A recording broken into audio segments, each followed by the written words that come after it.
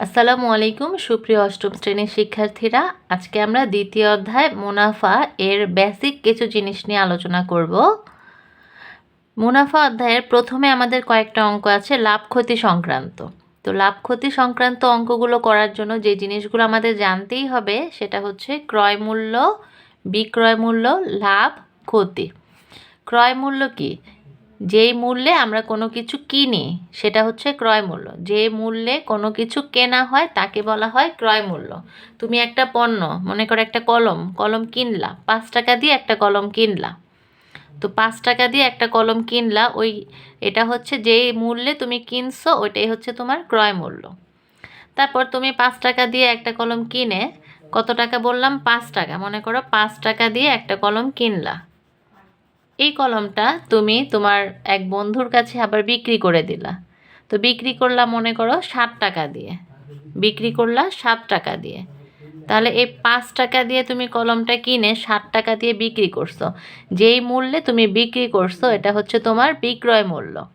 ক্রয় মূল্য, বিক্রয় মূল্য। এখন এই যে তুমি বিক্রিটা করলা, তোমার কি টাকাটা কি সমান? একটু বাড়ছে না? কত টাকা বাড়ছে? 2 টাকা, 5, 6, 7। এই যে কোনো একটা পণ্য কিনে তারপর ওটা বিক্রি করছো, যেই টাকাটা তুমি অতিরিক্ত পেয়েছো সেটাই কি তোমার লাভ। তাহলে কোনো একটা জিনিস বিক্রি করলে যদি তোমার সেটা বেশি হয় তখন তোমার এটা কি লাভ। আর যদি তুমি কলমটা 5 টাকায় কিনে 4 টাকায় বিক্রি করতা তখন তোমার কি হতো? 1 টাকা ক্ষতি হয়ে যেত। তো এটা হচ্ছে কি ক্ষতি।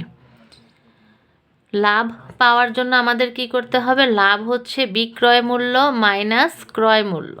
বিক্রয় মূল্য মাইনাস ক্রয় মূল্য। বিক্রয় মূল্য থেকে ক্রয় মূল্যটা বিয়োগ করলে আমরা লাভ পাবো। আর ক্ষতি কি? ক্ষতি হচ্ছে কি? তাহলে ক্ষতি হচ্ছে ক্রয় মূল্য মাইনাস বিক্রয় মূল্য। ক্ষতি কি হবে? ক্রয় মূল্য মাইনাস বিক্রয় মূল্য। অর্থাৎ তুমি যেই মূল্যে কিনেছ সেই মূল্য থেকে, সেই দাম থেকে কিছুটা কমে তুমি বিক্রি করেছো, তখন তোমার কি হবে? ক্ষতি হবে। আরেকটা গুরুত্বপূর্ণ লাইন যেটা কিনা আমাদের টিক চিহ্ন এমসিকিউর জন্য খুবই ইম্পর্টেন্ট, সেটা হচ্ছে লাভ বা ক্ষতি কিসের উপর নির্ভর করে? লাভ বা ক্ষতি হচ্ছে ক্রয় মূল্যের উপর নির্ভর করে। অর্থাৎ তোমার লাভ হবে নাকি ক্ষতি হবে সেটা হচ্ছে সম্পূর্ণ তোমার ক্রয় মূল্য, কেনা দাম, যেই দামে তুমি কিনেছো সেই দামটার উপর নির্ভর করবে। তুমি যেই দামে কিনেছো তার থেকে যদি তুমি বেশি মূল্যে বিক্রি করো, আবার বলছি, যেই দামে কিনেছো তার থেকে যদি বেশি দামে বিক্রি করো তাহলে তোমার লাভ হবে। আর যেই দামে কিনেছো তার থেকে যদি তুমি কম দামে বিক্রি করো সেই ক্ষেত্রে তোমার ক্ষতি হবে। অর্থাৎ লাভ বা ক্ষতি সবসময় ক্রয় মূল্যের উপর নির্ভর করবে। এই হচ্ছে আমাদের লাভ ক্ষতি সংক্রান্ত এই কয়েকটা সূত্রই। তারপর হচ্ছে আমাদের মুনাফা আসল সংক্রান্ত। তো এই জন্য আমাদের যে জিনিসগুলো জানতে হবে, প্রথমে আসল। আসল ইংরেজি হচ্ছে প্রিন্সিপাল। এটাকে পি দ্বারা, ফার্স্ট লেটারটা কি? পি। পি দিয়ে আসলকে প্রকাশ করবা। তারপর হচ্ছে মুনাফা। মুনাফা হচ্ছে ইন্টারেস্ট। ইন্টারেস্ট এটাকে আমরা আই দিয়ে প্রকাশ করব, অথবা প্রফিট। এটাকে মুনাফাকে আমরা আই দিয়ে প্রকাশ করব। ইন্টারেস্ট আই, মুনাফা আই। মুনাফার হার। মুনাফার হার, হার কথাটা থাকলে মনে করবা এখানে একটা পার্সেন্ট হবে, অর্থাৎ শতকরায় প্রকাশ করতে হবে। মুনাফার হার হচ্ছে রেট অফ ইন্টারেস্ট, মানে 100 টাকায় তোমাকে কত টাকা মুনাফা দিবে, ইন্টারেস্ট দিবে। 100 টাকায় কত টাকা লাভ দিবে, সেটা হচ্ছে মুনাফার হার। 100 টাকায় কোনো কিছু হিসাব করা হলে সেটাকে শতকরা বলে, আর এজন্য আমরা এটাকে বলবো মুনাফার হার। মুনাফার হার সবসময় শতকরায় প্রকাশ করবা।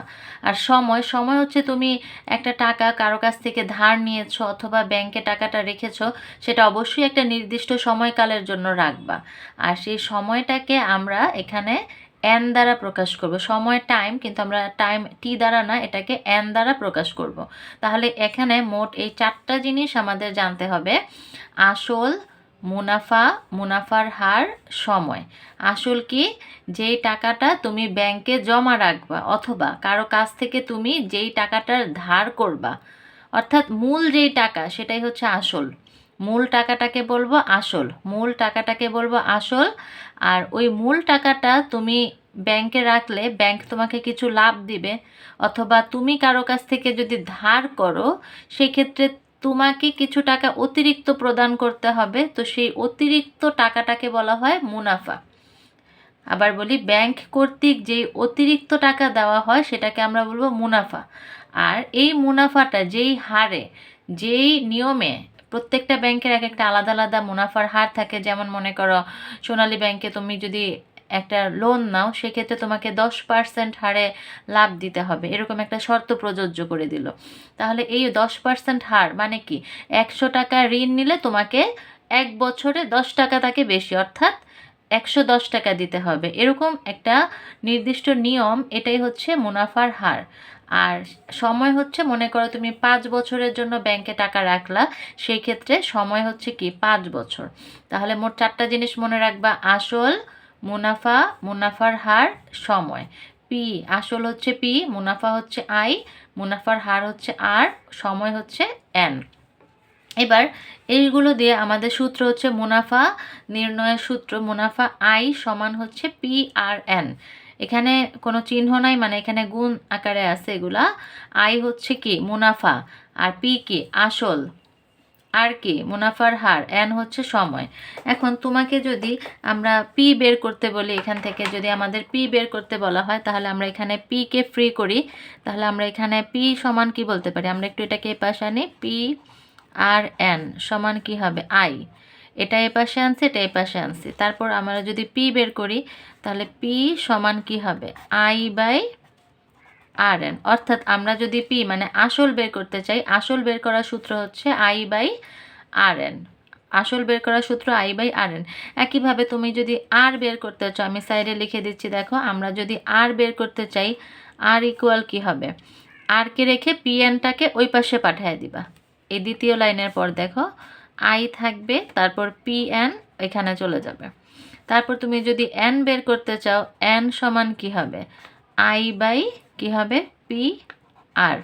এভাবে করে আমরা I equal P R N, P equal I by R N, R equal I by P N, N equal I by P R, এই সূত্রের মাধ্যমে আমরা কি কি বের করতে পারবো, মুনাফা বের করতে পারবো, আসল বের করতে পারবো, মুনাফার হার বের করতে পারবো, সময় বের করতে পারবো। আমরা যখন অঙ্ক করব তখন আমাদের এই সূত্রগুলো কাজে লাগবে। এরপর আসো মুনাফা আসল। তাহলে দেখো মুনাফা আসল মানে কি, তুমি ব্যাংকে টাকা রেখেছো মনে করো 5,000 টাকা, তো তুমি 3 বছর পর লাভ সহ 5,500 টাকা বা 6,000 টাকা পেলা। তো এখন এই যে মুনাফা আসল মানে কি, আসল যোগ মুনাফা, লাভ। মুনাফা মানে এক কথায় আমরা সহজ ভাষায় বলতে পারি লাভ। ব্যাংক তোমাকে যে টাকাটা অতিরিক্ত প্রদান করবে সেই লাভটা। তাহলে আসল যোগ মুনাফা মানে হচ্ছে মুনাফা আসল। মুনাফা আসলের আরেক নাম হচ্ছে স্ববৃদ্ধি মূল। স্ববৃদ্ধি মূল মানে বৃদ্ধি সহ যে মূল। আসলের আরেক নাম হচ্ছে মূলধন, আসলের আরেক নাম মূলধন। মুনাফা আসলের আরেক নাম হচ্ছে স্ববৃদ্ধি মূল। এটাকে আমরা এ দ্বারা প্রকাশ করব। তাহলে এ সমান আসলকে আমরা পি দ্বারা প্রকাশ করব, মুনাফাকে আই দিয়ে প্রকাশ করব। তাহলে আমরা বলতে পারি এ সমান হচ্ছে পি প্লাস আই, এ সমান পি প্লাস আই। তো এখান থেকে আমরা আরেকটা সূত্র তৈরি করতে পারি, দেখো এ সমান পি প্লাস আই। আই এর সূত্র আমরা কি পেয়েছি, দেখো আই এর সূত্র পেয়েছি পি আর এন। তাহলে আমরা এখানে আই এর পরিবর্তে, এই যে আই এর পরিবর্তে পি আর এন, এখানে আই এর পরিবর্তে পি আর এন বলতে পারি। তারপর দেখো এখানে পি আছে, এখানেও পি আছে, তো আমরা একটা পি কমন নিতে পারি। তাহলে এখানে দেখো আমরা যদি একটা পি কমন নিয়ে ফেলি, তাহলে এখানে পি কমন নিয়ে ফেললে এখানে কিছুই থাকছে না, এখানে পি কমন নিলে এখানে কিছুই থাকছে না, এখানে একটা এক থাকবে। কোনো কিছু না থাকলেও এখানে একটা কি থাকে, এক থাকে। এক যোগ এই যে পি কমন নিয়ে ফেলেছে, এখানে কি থাকবে আর এন। তাহলে এটা হচ্ছে আমাদের মুনাফা আসল নির্ণয়ের সূত্র বা স্ববৃদ্ধিমূল বের করার সূত্র। এ সমান পি ইন্টু, কোনো চিহ্ন নাই মানে এখানে ইন্টু, পি ইন্টু 1 যোগ আর এন। তো আমাদের কিছু কিছু অঙ্কে মুনাফা আসল দেওয়া থাকবে, মুনাফার হার থাকবে, সময় থাকবে। সেই ক্ষেত্রে আমরা যদি আসল বের করতে চাই, অর্থাৎ পিকে বের করতে চাই, তখন আমরা এরকমভাবে পিকে রেখে পি এর সাথে যেটা গুণাকারে আছে এটাকে আমরা ইকুয়ালের ওই পাশে পাঠাবো। তাহলে এই পাশে যদি গুণ আকারে থাকে ওই পাশে গেলে ভাগ হয়ে যায়। তো আমরা পি সমান বলতে পারি এ বাই কী হবে, এ বাই এই যে ব্রেকেটের অংশটুকু 1 যোগ আর এন, পি সমান এ বাই 1 যোগ আর এন, এটাও একটা সূত্র। তাহলে আমরা এখানে মোট কী কী সূত্র পেলাম? মূলত দুইটা সূত্র, একটা হচ্ছে আই সমান পি আর এন, আই সমান পি আর এন, এটা একটা সূত্র। আরেকটা হচ্ছে এই যে এ সমান পি ইন্টু 1 যোগ আর এন।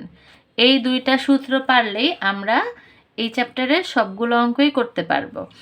আর প্রথমে আমরা যে লাভ ক্ষতি সংক্রান্ত জিনিসগুলো জেনেছি, এই লাভ আর ক্ষতি বুঝতে পারলে আর এই দুইটা সূত্র পারলেই আমরা এই চ্যাপ্টারের সবগুলো অঙ্ক সুন্দর করে সমাধান করতে পারবো ইনশাল্লাহ। পরবর্তী চ্যাপ্টারের সকল অঙ্কগুলো পেতে আমাদের সাথেই থেকো। আজকে এ পর্যন্তই। আল্লাহ হাফেজ।